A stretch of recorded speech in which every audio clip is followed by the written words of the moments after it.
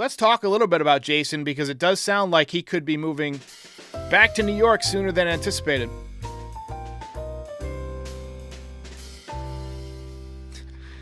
Before we get to that, Tom Chipperfield says, I'd like to never hear Josh Donaldson's name again. Let's close the book on that one. So Aaron Boone, with some positive news, some rare positive news on the injury front from the Yankees, said that Jasson Dominguez is healing rather quickly.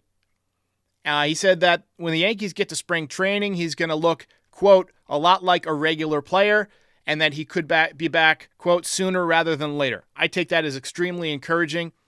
Now, Jasson Dominguez is still 20 years old. He won't be 21 till February. He's still younger than Volpe was when Volpe made his debut. So, what we got last year was a bonus. Surgery during the offseason, that's going to cost him some of his preparation in terms of throwing. But he's healing nicely. 20 years old is now 20 years ago for me. And I can tell you with 100% certainty that your body heals and recovers at a much faster rate than when you're in your late 20s or even your 30s. And the expectation was that he would be back, maybe July or August. But the more I think about it, I don't think late May or early June is out of the question. I went back and did some research. Didi Gregorius had Tommy John surgery on October 15th, 2018, after he tore his UCL making a throw during the ALDS against the Red Sox. He made it back the following season on June 7th, and that was seen as kind of a quick recovery. He played in 81 games. He was a shortstop where you have to throw a lot more balls to first than you have to throw from the outfield. So what were his numbers like offensively before and after the surgery? Well, before the surgery, he had an 829 OPS in 2018, and then afterwards, 718 OPS in 2019. So he definitely had a dip in production when he came back. That was his last year with the Yankees. 827 OPS in 2020 with the Phillies, and then he kind of took a nosedive for his career offensively.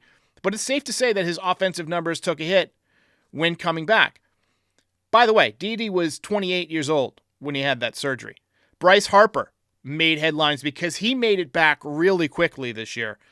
He had Tommy John surgery last year on November 23rd, so around Thanksgiving, well after the season was over, and he made his debut this year on May 2nd. That's unbelievable.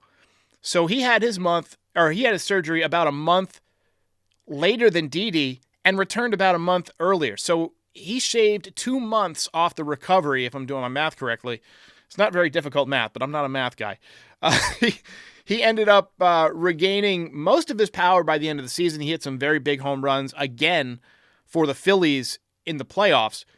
And overall, he batted .293 with 21 home runs and a .900 OPS. Slight dip, but you're talking about MVP-type numbers, and he's a 2-time MVP. So, where will Dominguez land in terms of recovery time? I think it's going to be closer to Harper than it was to Didi Gregorius, but being that he didn't get much time at AAA in the first place, they're going to want to get him swinging the bat a little bit.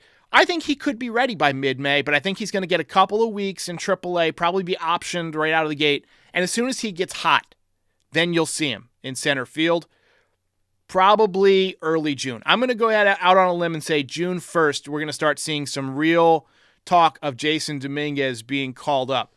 And I'd like to think that by July, he will be hitting like the alien that we know and love. StatCast data supported this kid, and what we saw from the eye test matched the data. Takes close pitches, hits the ball very hard, very calm and relaxed. There's this movie, some of you have probably seen it, it's called Air. It's about the designing of the Air Jordan shoe. And we see this scene where Matt Damon is scouting Michael Jordan, and he notices how relaxed Michael was on the court. You can see it when somebody's loose, and you can see it when somebody's tight. Dominguez has always been loose. In spring training, he was comfortable and tearing the cover off the ball, and from the moment he got called up, he was nice and loose and relaxed. I think he's going to do fantastic. As a young Dominican player who's somewhat in the mold of Juan Soto as a hitter in terms of excellent command of the strike zone, I think it's going to be huge for those two guys to play next to each other, to possibly hit next to each other in the lineup if Dominguez becomes the leadoff man, as many people suspect he will. Remember, he was hitting third.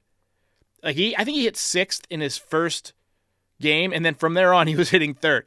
I think he could end up as the leadoff man. A lot of value in him as the leadoff man because he's a switch hitter and because he sees a lot of pitches. If you're a switch hitter, you don't have to change up where you hit him on any given day based on who's pitching. You just put him up there in the leadoff spot, let him take pitches, let him get pitches to hit in front of Juan Soto and Aaron Judge. And I think that's going to be an outstanding top of the order. And playing alongside of Juan Soto, who's undoubtedly one of his heroes, is going to have a huge impact on Dominguez this year. All right, let's take a couple of comments here. Dr. Skin says, tight, tight, tight. And then we got a super chat from Lori C. Says, Happy New Year, Derek. Looking forward to another great year of NYY Recaps. Me too.